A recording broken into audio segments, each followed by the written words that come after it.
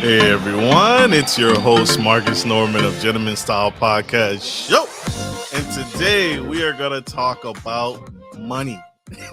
Money talk. And this lady I'm bringing to the stage, I couldn't be more enthusiastic about what we're going to talk about. We are going to dive deep and cover numerous topics about money, but not advanced, the beginner level. This lady is all types of money. She's doing it big, talking about in budgeting, finance, investing. And she started, get this, she started investing at the young age of 19, but she started talking about money and dealing with money since the age of 6, right? I don't know what I was doing at the age of 6. I can't even tell you, but it wasn't money.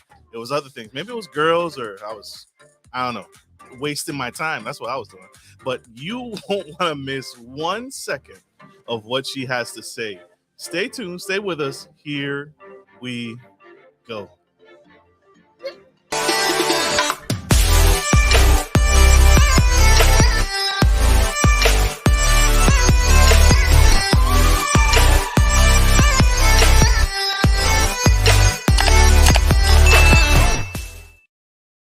Hi, I'm your favorite gentleman, Marcus Norman, Gentleman Style Podcast Show. And I have Tiffany Grant coming to the stage of Gentleman Style Podcast Show.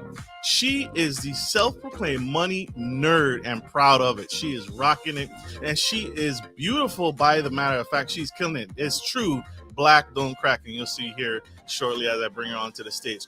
After years of giving impromptu advice, she realized within herself that she had a gift and an energy and a vibe for money and knowledge and seeking knowledge, right? You don't stop learning. Readers are leaders, and we never stop learning and growing. And she exemplifies that all the way through by giving back. And so her podcast, her show, I just became a subscriber. You have to become a subscriber to check out what she's doing, because she's making waves in this industry, but it comes from the heart, right? She wants to give back to you, her audience, and she wants to give back because we are not doing better financially. So I can't hold this lady back any further. Help me welcome to the stage the incredible Miss Tiffany Grant. Hey, Marcus. Thank you so much for having me. I need you to introduce me on all different platforms, anything that I do, because you just nailed that in so many ways. I was over here jamming with the music, and I was like, okay. But I'm excited to be here. I appreciate you. Yeah, girl, I will be there with the beatbox, the microphone right behind you. I'll be your sound effects person, rooting for you all the way. I appreciate you. But it's true. You did all the work, sister. I couldn't be happier and prouder to see you doing your thing and killing it in the absolute game. So thank you for doing what you do, because you could be doing anything, right? You could be doing anything you set your mind to, because that's the type of mind you have. But you choose to give back and educate others. And so thank you for doing what you do. Yeah, thank you so much. I figured it out, and luckily I figured it out, in my 20s, that this is my passion and this is what I love doing. I love educating people, and I love talking about money. So I was like, why not just mesh those two things together and make it happen? I'm with you. I'm with you. Love talking about money. Love talking about money. But I want to talk about you, and I want to focus on something significant you did. But how did you come up with the name Tiffany Money Talk with Tiff? Obviously your name is in it, but you do something unique, and it stood out to me. You hold a gold bar in your bio and in all your media and all your marketing, which stood out to me. I was like, first off, where'd you get a gold bar, and why? What's the significance behind it? Please tell us. Yes. So, insider thing, it's fake. It's not real. Darn. Right. I wish it was real. But no, it was just a prop for the photo shoot. But I wanted to incorporate money in there. And so I was like, oh, the gold bar, and, match my outfit and everything. And then also in some of the pictures, I have my mic, because that's the main way that I communicate with people. I love speaking. I love podcasting. I love talking. So I was like, this kind of embodies who I am as a person. And then I made sure that with all the outfits, they were very bright, very colorful. I'm laughing all the time because I laugh in all the pictures. So it just embodies who I am as a person. So that's kind of where that came from. That makes sense. That's fair and that's real. So unfortunately, y'all, the gold bar isn't real. So don't sit there and scope this woman out. It's fake. It's a fake gold bar.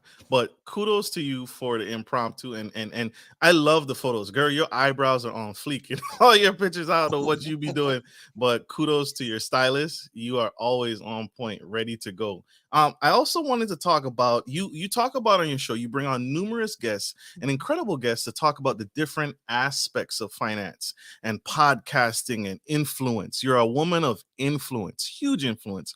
But you talk about something that's a little bit different from me. You talk about building wealth through ideas. Can you explain what that means and what the concept behind that? Absolutely, absolutely. So this was actually a more recent episode because somebody asked me. I was at FinCon and they were like, "What is the premise behind your podcast? Like, what is the purpose of it?" And so I was like, I'm gonna answer this on my Tiffany's Take on Tuesday. So pretty much, my belief is that the way out of poverty is ideas, right? So when I started the podcast, at first I thought it was just going to be monologue because I was like, oh, it's just going to be me talking about my blog post, pretty much reiterating stuff. But more and more people wanted to be guests. And so then it kind of transformed to now mostly interviews. Now, what I'm trying to accomplish is have these people on to talk about how they make, spend, invest, and save whatever they do with their money, how they do it so that way whoever is listening in the audience, it might be somebody that never even thought whatever that thing was possible. It might be somebody that's like, oh, I never knew that you can make $10,000 a month just writing. I love writing. Let me try that, And so that's why I say the way out of poverty is ideas, because you don't know what you don't know. And a lot of these things I didn't even know until I was exposed to it. And so that's kind of the premise behind the podcast. I just want to make sure that I'm the catalyst to spread some of these ideas because there's so many different ways to make money out here. And literally, I tell people all the time, it doesn't matter what you love to do. There is somebody out here that is willing to pay you for it. So I would love to be that catalyst for you so you can figure out, oh, I could totally do this, or I could travel the world and still do that, and I've talked about so many different things, so many different guests. And that's pretty much why it's because I want to make sure that these stories get out there so that way other people can be inspired and other people can get on their track to money. Killing the game, an absolute gem. You address something very crucial in the Black community, and it's a hot topic, but it's an important topic nonetheless. What is the significance of financial literacy in the Black community, and what is currently going on in the Black community that you see? Because you specifically talk to this and you educate others and address the financial literacy. I see it as a problem. What do you think? What are your take on finance in the Black community? Yeah, absolutely. This is one of my favorite talks because it's so necessary. And, in our community, we do not talk about money enough. That is pretty much the root of it, right? But then you have to figure out, okay, how do we get here? And at the end of the day, we don't know what we don't know. So a lot of parents, for instance, or grandparents or whomever, they're not comfortable talking about money. So then, of course, they're not going to talk to the kids about money and so on and so forth. And so that's how things keep perpetuating. So in regards to financial literacy in our community, we are lagging behind, of course, our white counterparts and things like that. And being that we have so much knowledge out here, and there's so many people like me, like I made a post with all the Black financial creators, and it's so many of us. So there's a lot of us out here trying to bridge that gap because we understand, looking at the history in America, if we see, our white counterparts talking about something, we might tune it out. We might be like, oh, well, I don't know if I want to believe that. What are you trying to do? You trying to get over? It's just that level of trust is not there. And so that's why there's a lot of people that look like us now that are out here trying to educate as well. And see, when I started the blog, because Money Talk with Tiff started as a blog, it was to educate. Like I call my platform a financial education platform because I go to the basics. Like I used to do a Wednesday word of the week where I'm just giving you definitions of words because it's so important to have that baseline. And unfortunately in our community, we're not too educated on just the basics. And so we're easy to get over on. And a lot of the other ethnicities and stuff know this. And that's why they look at us as like the cash cows. But it's not that we don't have money. We have a lot of money as a people. Matter of fact, we have the amount of Black wealth here in America is equal to Canada's entire GDP. So we have enough money that a whole country can operate off of us, you know? And so it's not that we have a money problem. We don't have an earning problem. We have a spending problem. And so if we can just get the basics of financial literacy and stuff down pat, then people can't talk to us any old kind of way. You also get this other this whole level of respect. Like when I go into a bank or when I'm going to negotiate for a car or whatever it is, if I come in knowing what I'm talking about, they're not going to try to get over on me. And I've actually had a car salesman tell me this. He was like, you really know what you're talking about. And I'm like, yeah, because I do my research and I know, you know, what I want and what I'm trying to take away from this. And he said, usually people do not come in like that and we take advantage of them. He literally told me that. And it was in that moment I actually went home and wrote a blog article about negotiating a car deal because I was like, wow, like he really told me this. I need to educate my people on how to get around this. But just take that and multiply it by everything around us. And so we have to be more adept and more knowledgeable about this type of stuff. Otherwise, we'll keep ending up where we are. So anyway, long story for a short answer. No, I appreciate that. I needed to hear that. It's Tiffany, y'all. That's significant. You are doing something. You have the similar mindset of why I started my podcast. Is we are not doing well financially. We are not doing well financially, and because of that, you got to go here or you got to go there, or we just go in blind and we make poor financial decisions when it comes to all matters of money, which keeps us down, which keeps us poor, which keeps us able to not make advantages. And I love it. I love to see us doing well. I love to see my men and women doing well and succeeding. And when we achieve stuff, it deserves to be celebrated. But I think it doesn't happen often enough. And so I'm with you. I'm totally with you. And we got to shift that mindset. And you are a force to shift that mindset. And you're doing it, and you're impacting so many people, so many women, so many lives every single day. So continue to fight the good fight. Don't give up on any of that because it's necessary. Yeah, absolutely. And I just wanted to add really quick, that's another thing too, mindset, right? Because we're programmed on a daily basis. Like literally every minute of the day, we're being programmed to believe certain things. It comes from our music, it comes from media, it comes from our society, it comes from all these different channels. And what it's doing is subconsciously brainwashing us.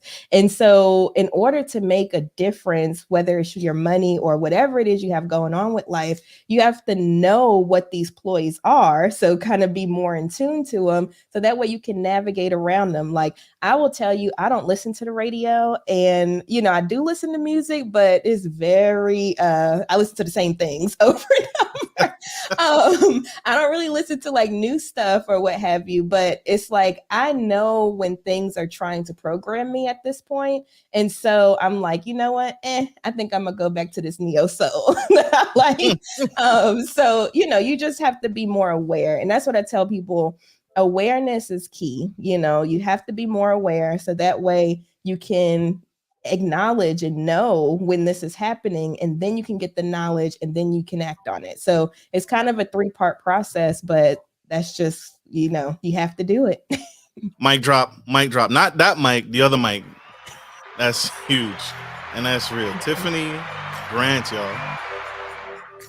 We have one quick commercial break, y'all. You guys are, I told y'all, this is the juice. This is the sauce. Stay tuned. We got to go to a quick commercial break because we're talking about money and we got to pay some bills. We'll be right back.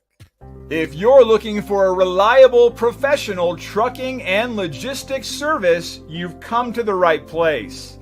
Musa Trucking is a veteran-owned and operated premier transportation provider that can help with all of your trucking and logistics needs. Musa is revolutionizing the trucking industry through strategic partnerships, the development of core personnel, and the use of cutting-edge technology.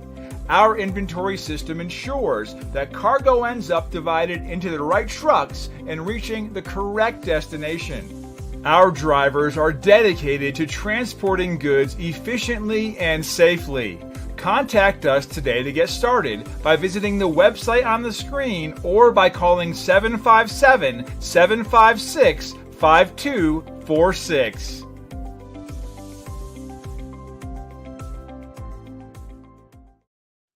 We are back to the Gentleman Style Podcast Show. If you are just tuning in, you missed some very important tea. Miss Tiffany Grant here on the Gentleman Style Podcast stage, sharing nuggets on her story and why she podcasts and why she focuses on money talk and financial literacy. Specifically, one of the specific things she does is focus on financial literacy in the Black community. And if you missed that, go back, scroll back, tune back in, and go rewind this whole clip because it is fire. You can find this on iHeartRadio, Spotify, Google Play, and wherever you get your podcasts anywhere today. Speaking of money, you did something very unique because you've been in the game for a long time talking about money. You started with couponing. Why? How? Tell us why couponing and what did it do for you? What advantages or tips did you learn just from couponing at such a young age of 6 it was, right? Yeah, so funny story about that. So when I was 6 or so, around that time, I remember that was back when they used to send the coupons in the mail. And so you would get maybe like that many in like a short little stack. And I would sit there and I would just cut them out, just going through the motions and all that stuff. And at that time, it kind of clicked to me like, oh, shoot, like this is money. Like people are just throwing away money, and I was just surprised at that. But nobody ever used the coupons. I would just sit there on the floor in my grandma's house and just cut them out. And then once I was done, I would save them. I would give them to, the adults. Nobody would ever use them. They'll end up in the garbage. And then, so that's kind of how it started. But then as I got older, so when I turned 16, of course, I got my first job. I was trying to get hired as young as 14, but nobody would hire me. So when I was 16, I finally got a job. And when I got a job, my mom was like, oh, well, you can go ahead and pay your own car note now. So let me set the scene. I'm making $7 an hour. I now have a car note because my mom was like, you can go ahead and take care of that. And I'm only working part-time because I was still a high school student. So as you can imagine, my checks were very, very slim. So I was like, you know what? I can use coupons to get more bang for my buck. And so that's what I did. So when I was 16, I turned into an extreme couponer, like literally what you see on TV. I would go to the store, get a cart full of stuff, load it up, and then check out for like $20. And it was so funny at the time because people would look at me, especially the cashiers and stuff, like, this young person is like really going in with this. And yeah, it became a game for me and it became fun. And so I would always, and even still to this day, I tell people I'm allergic to full price. Like I don't pay full price on anything. I have to find a coupon for everything. So that's kind of how it started. And for me, couponing kind of helped me save money, of course, but also made me value $1 a little more. Because if you think about it, if you sit there and you just spend, are you really valuing that dollar? Meanwhile, I'm like, okay, I'm seeing this 50 cent off, all of that stuff, which is small, but then when you add it up, it becomes big. So that's how I was able to get the carts full for just like $20. And I remember running home every day with a whole bunch of stuff, unloading my car. And I'm telling my mom, I'm like, how much you think I got this for? How much you think I got that for? And, after a while, she just gave up. She's like, just tell me, Tiffany, because I have no idea. But it just became a game for me. And that's honestly how I've been able to accomplish so many financial things. I like gamifying stuff. So when I was paying off my debt, it was a game. When I was side hustling doing Uber and Lyft, it was a game. When I'm couponing, it's a game. It's always a game, but it makes it fun, and I can also compete against myself. So hopefully that answered your question. That definitely answered my question, and that's significant, right? And so you were hustling these cashiers out of their own money, out their register, and they're wondering, how did she do that? Because I think that was the most significant thing, is they're seeing it, they work in the industry, and they know couponing exists, but to see it actually work in this young lady's life, I think created the biggest impact and the most confusion at the register for these days. Like, she just literally spent $20 and got a shopping cart full of stuff, versus the nightmares of budgets that you hear. Oh, I spend 200, 300 on groceries. You're talking about money hacks. That's a huge money hack. And so what I think I hear is that led to your continued financial literacy, where it comes to you don't pay full price on nothing. Over the years, you continued that trend of, why am I paying full price? There got to be a discount code somewhere. There got to be a coupon somewhere. That's what I hear. Is that did I hear that correctly? You are absolutely correct. And even just to backtrack a little bit, even at the stores, sometimes they would owe me money. And a lot of people didn't even know that that was possible. But yes, if you stack so many coupons up, they actually have to pay you back money. I don't know if they changed it by now, but that's how it used to be. But yeah, I mean, even to this day, and as time progressed, of course, technology got better and things like that. So in my early 20s, I started getting cash back for groceries. So it looked a little different. Sometimes I would get the coupons, but, they started becoming slim to none. So then I would do the apps that would give you cash back for groceries, like Ibotta, Checkout 51, apps like that, where whatever you purchase, all you have to do is snap a picture of the receipt and they give you money back for it. So I mean, in those apps, I was making like $75, $100, every couple of months or so, just because I was so faithful in doing it. So like I said, there's a lot of different ways to coupon now. Like, it doesn't have to be the getting the newspaper and then cutting out the coupons and things like that. You can look up coupon codes. I do that when I'm online shopping. You can get the cash back. You can even get cash back for gas now. There's an app called Gas Buddy, or there's another one too. Like, there's so many apps to do so many different things. There's no reason to pay full price for anything at this point. It's true. It's so true. You are speaking to, and thank you for ruining it for all of us. Now, if it still exists, if they didn't catch the hack, right, to couponing, so you broke the mold with that one. I really want to touch on the fact that you have been doing this. You do this. You bought your first house at the age of 26. Any money hacks, since we're on hacks, any money hacks or budgeting or finance tips or strategies with that? Because that's something you don't hear, a young person buying their first home. That's not even a goal. Everybody wants to turn up, party this, party life this, YOLO, you only live once, right? But you did something more mature and more grown and buying your first house. What are some tips and strategies you learned from that?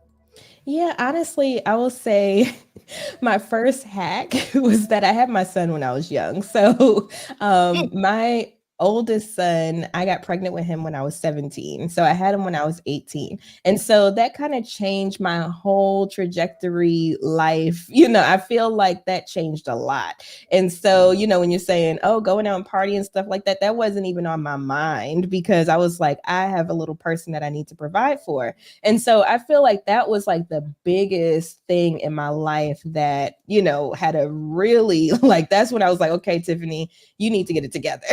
Because at the end of the day, you have this little person that's going to depend on you at least until they're 18. And so you have to get it together. But at that time when I did buy my house, I think I was only making like, I don't know, $14 an hour, $14 an hour, something like that. And I had a goal. Like, at first, I didn't even know I wanted a house. Honestly, I was just watching my coworker. She was house shopping. And so she'd be like, oh, Tiffany, what you think about this house? Oh, we're going to go see this one. And da, da, da, da. So it wasn't even on my radar. But when I was watching her go through the process, I'm like, you know what? I wonder if I would qualify for something. And so I reached out to a mortgage broker. which is who she referred me to. And I was like, look, I really don't want a hard inquiry if it's not going to be worth it, because I was already money conscious, right? And so luckily he was able to, I gave him some information, like what Credit Karma said, gave him some idea of what kind of debt and stuff I had at the time. And he was able to tell me, oh, I think you would qualify for X amount without doing the hit first, right? So once he said that, I said, oh, okay, well, if you're pretty confident in that, let's go ahead and do the hit. And so pretty much he hit it right on the head. I was approved for this exact amount that he thought I would be. So it was in that moment, I think it was like in the same week, was when I, got with the real estate agent that she also referred me to, found the house, put in the offer. Like it all happened so fast. But what really helped was I already was budgeting. I was already budgeting, already had some savings. And then also, guess what? My tax refund went to my down payment on my house. So that's another thing I tell people too. Make sure, like whenever you're getting a large lump sum of money, make sure you already have plans for it. Like, don't just get it and be like, oh, I'm gonna just let it sit, because if you do that, then it's just gonna blow away. I can be honest with you, it's just gonna blow away. So my biggest thing is to make sure every dollar that comes into your hand has a job to do before it even gets there. So anytime, like when I was in school and I was getting student refunds, student loan refunds, or when I get my tax refund every year, I already start thinking about, okay, I can put it towards this debt. I can do this with it. I can save this amount, blah, blah, blah. And as soon as it comes, I start moving it to all the goals that I had already pre-planned. So I highly recommend, if you have never budgeted or, have a spending plan or whatever you want to call it, because I know budgeting is triggering for some people, make sure you start doing that, because that gives you freedom. That gives you peace of mind. And I tell people, I don't look at budgeting as a restriction. When you think about budgeting, you're like, oh, it's like a diet for your money. No, it's more like giving you permission to do the things that you love to do and not feel guilty about it. So like when I'm working with clients and they're like, oh, Tiffany, I went and I spent this at XYZ and blah, blah, blah, blah.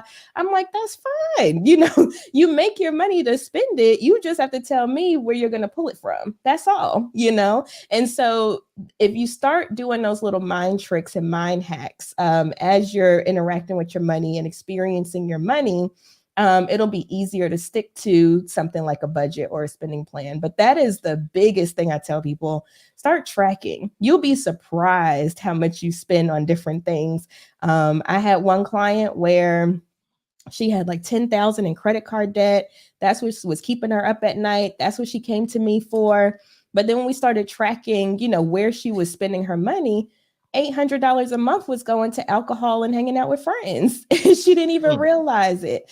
And so that just gave her the awareness. So when she saw that, then she was like, you know what? I think I can cut this back a little bit. And that extra payment went to her credit cards. And then she was able to go ahead and pay it off a little faster because that's what was important to her. So anyway, all of that to say, if you've never budgeted before, just at least start tracking, get that awareness like we talked about earlier, get that awareness up, then you get the knowledge up, and then you can start implementing. I was waiting for you to say the life hack. I thought you were going to say, oh, the life hack is have a child. I was like, wait, what? Where are we going with this? Holy snap. But no, thank you. That is so true. So I want to stay right here. We have one more quick commercial break, but I want to come back to this because budgeting is such a taboo thing. Like you said, it's triggering for some people, but I want to stay right here and we're gonna dive a little bit deeper on that when we get back after this commercial break. But I heard we got a birthday in the audience, so happy birthday to whoever it is in the audience. I made this clip for you, so enjoy. Happy birthday to you. Happy birthday to you. Happy birthday to you. Happy birthday to me.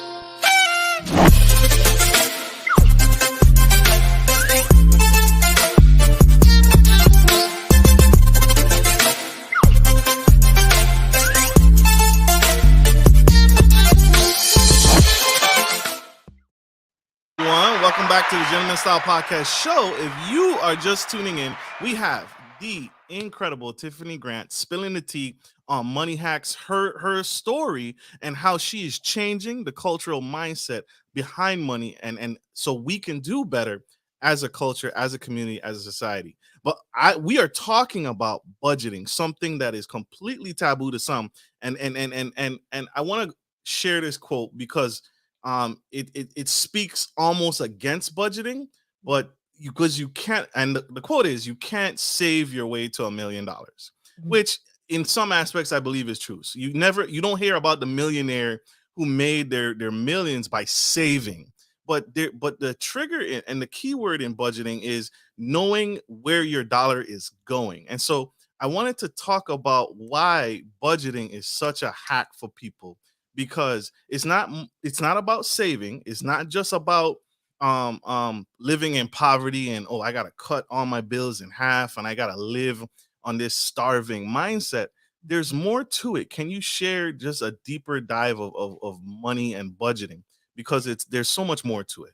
Yes, and I'm so glad you brought that quote up, because here's my thing. Yes, it is true that you cannot save your way to become a millionaire. I mean, you could, but you have to invest and it takes some time and what have you.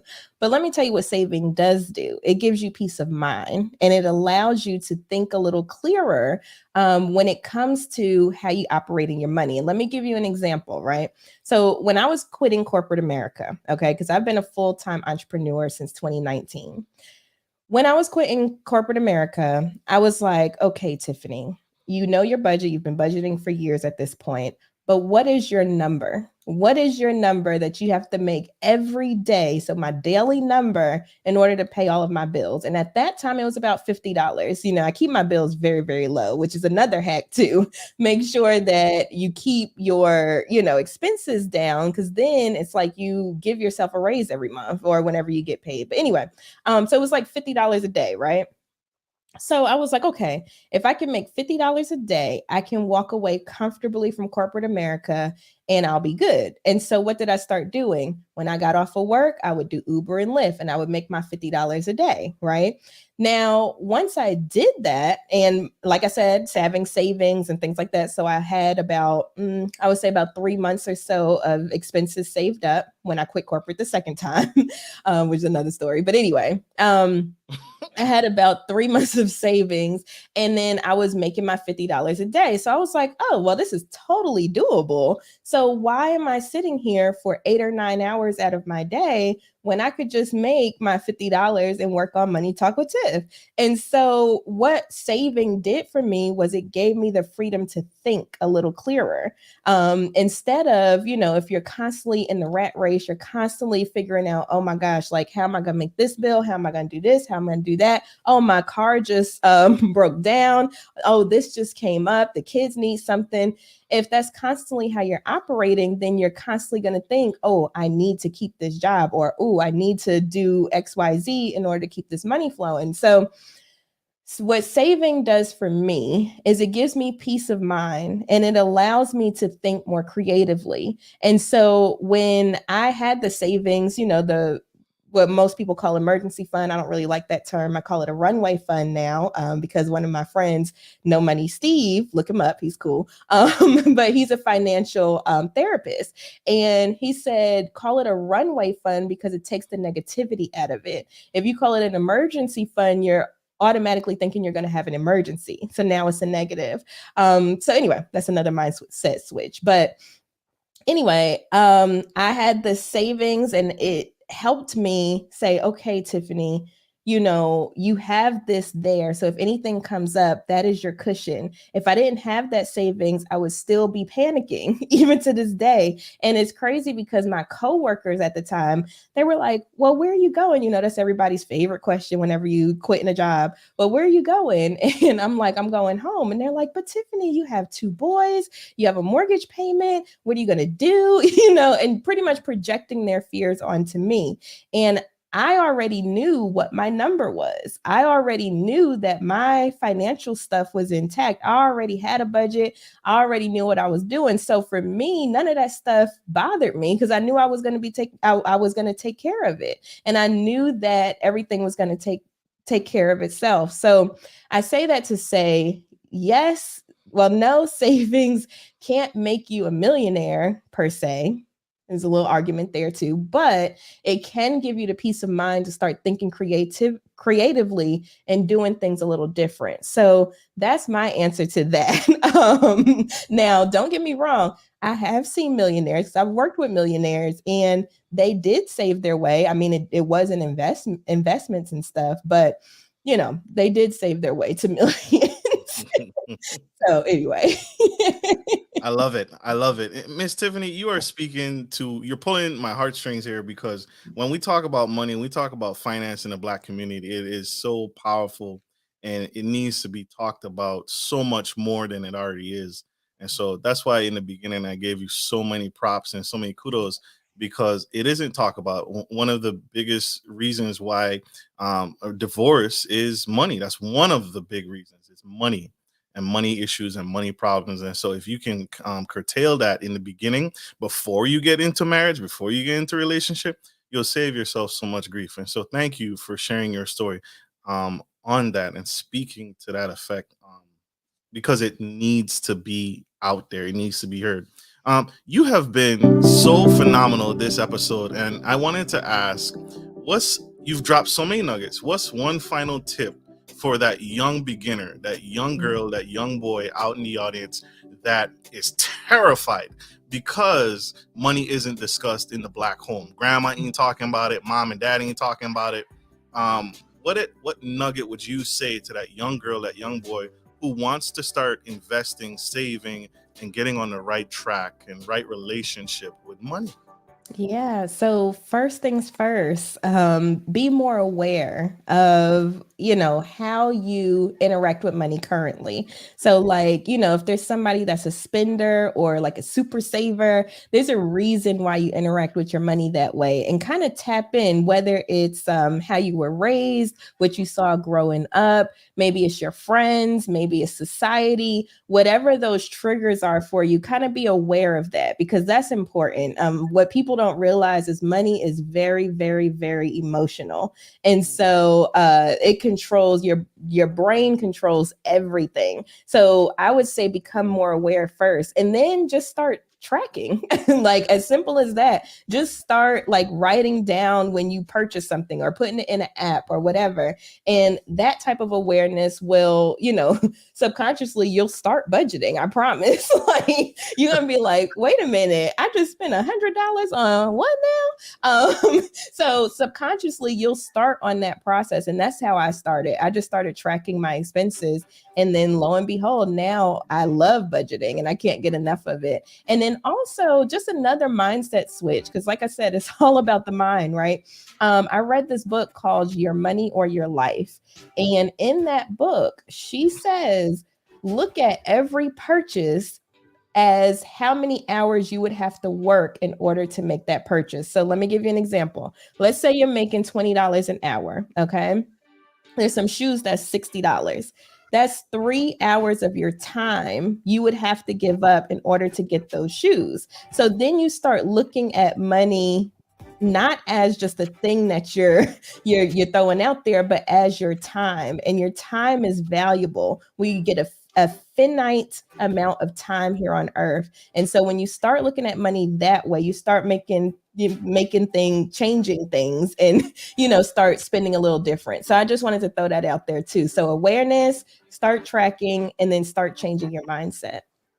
Huge. We have a question from one of our VIP sponsors of the show, Miss Nikki Brown. Thank you for your sponsorship. We appreciate your sponsorship. Your sponsorship helps us get and find unique guests like Miss Tiffany Grant. So she asked a question. I'm budgeting. I've started a side business. I have my daily number. What's next? Where do I invest?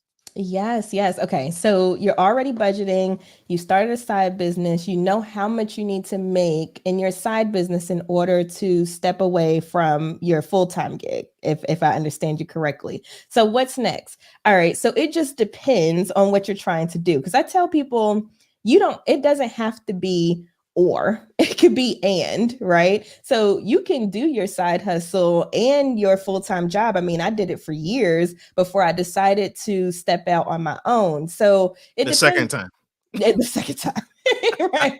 So it just depends on what you're trying to accomplish. And that's also what I want people to start doing too. Start thinking about what your goals are. Because a lot of times we make decisions and we're not really clear on what our goals really are.